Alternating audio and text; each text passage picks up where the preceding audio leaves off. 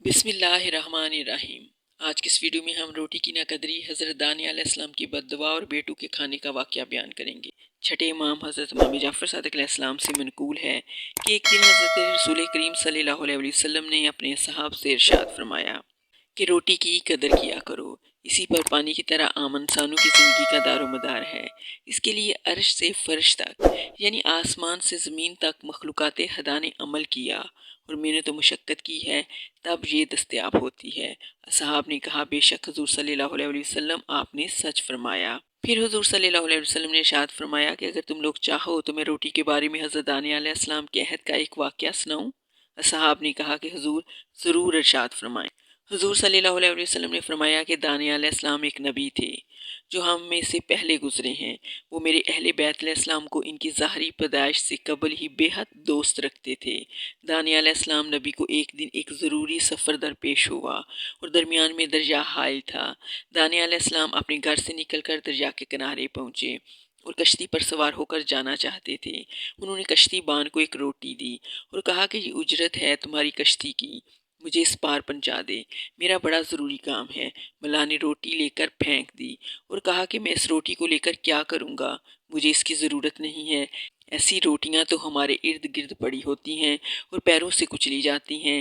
حضرت دانیہ علیہ السلام نے کہا کہ ایسا نہ کر اور اسے لے لے، اٹھا اپنی آنکھوں سے لگا، روٹی ناقدری کی چیز نہیں ہے، خدا کی نظر میں اس کی بڑی عزت ہے، مگر اس نے ایک نہ سنی۔ دانیہ علیہ السلام نبی کو اس کے طرز عمل سے بے حد دکھ ہوا۔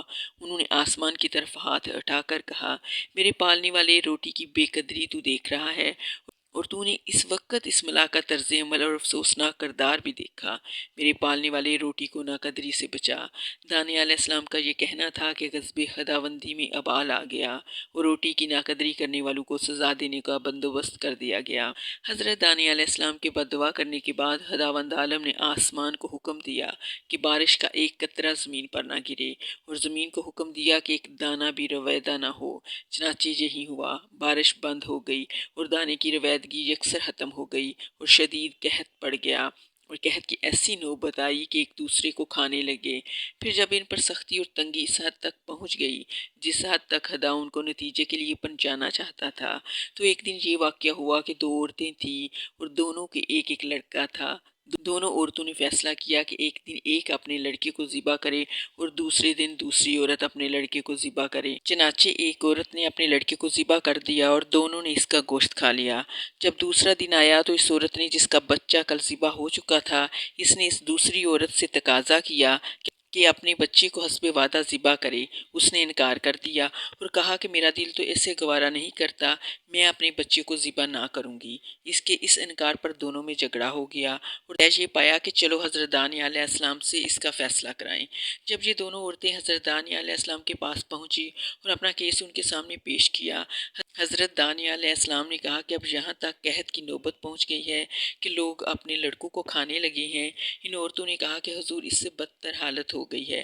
یہ سن کر حضرت دانیہ علیہ السلام نے آسمان کی طرف ہاتھ اٹھا دیے اور بارگاہ خداوندی میں عرض کی، اے مالک، اپنے فضل و کرم سے ہم پر رحم فرما اور اپنا فضل و کرم ہمارے شامل حال کر۔ ہدایہ، ملا اور دیگر ایسے لوگوں کے غرور اور تکبر کی وجہ سے ان غریبوں کو اب مبتلا عذاب نہ رکھ، مولا رحم کر، تو بڑا رحیم و کریم ہے۔ دانیہ علیہ السلام نبی کی دعا سے پروردگار عالم نے آسمان کو آب برانی کا اور زمین کو دانے کی رویدگی کا حکم دے دیا اور دانیہ علیہ السلام کی طرف وحی کی کہ دانیہ علیہ السلام، میں نے روٹی کی تہین کرنے والوں کے ساتھ جو کچھ کیا یہ اسی کے مستحق تھے اور ابھی اس سے زیادہ ان کی حق رسی کی ضرورت تھی، مگر میں نے بچوں کی وجہ سے ان پر رحم کر دیا ہے۔ ناظرین، اس واقعے سے ہمیں پتہ چلتا ہے کہ روٹی کی کیا فضیلت ہے اور ہمارے نبی پاک صلی اللہ علیہ وسلم نے بھی فرمایا کہ روٹی کی قدر کیا کرو۔ ہمارے معاشرے میں شادیوں میں، درباروں پہ اور محفلوں میں کھانے کو ضائع کیا جاتا ہے۔ ہمیں کھانا ضائع نہیں کرنا چاہیے۔ جو کھانا ضرورت سے زائد ہو اسے غریبوں میں بانٹ دینا چاہیے اور چرند پرند کو ڈال دینا چاہیے۔